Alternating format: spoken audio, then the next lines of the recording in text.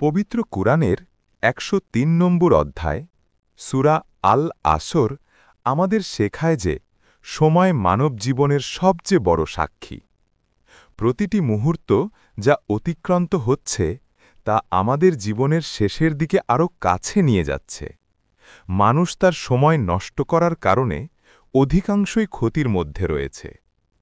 সূরা আল আসর। বিসমিল্লাহির রহমানির রহিম।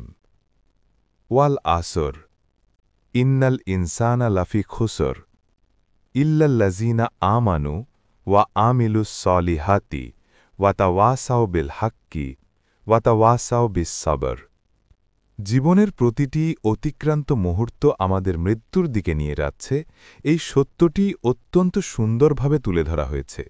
কিন্তু আমাদের অনেকেই বুঝতে পারে না যে আমরা জীবনের সময়কে কিভাবে নষ্ট করছি। আল্লাহ মানুষকে রক্ষা করার ৪টি গুণের কথা বলেছেন। ১. ঈমান, আল্লাহর সঙ্গে অন্তরের সংযোগ, তার প্রতি ভরসা, ভালোবাসা। ২. সৎকর্ম, এমন কাজ যা মানুষের উপকার করে এবং আল্লাহকে সন্তুষ্ট করে, দয়া, সততা, দান, নামাজ, মানুষের সাহায্য করা। ৩. সত্যের উপদেশ, ন্যায় প্রতিষ্ঠা করা, মানুষকে সঠিক পথে পরিচালিত করা, কোমলভাবে স্মরণ করানো। ৪. ধৈর্যের উপদেশ, কষ্টের সময় একে অপরকে সহায়তা করা, দৃঢ় থাকা, আশা না হারানো। এই সূরা দুনিয়া ও আখেরাতে সফলতার সম্পূর্ণ পথ নির্দেশনা।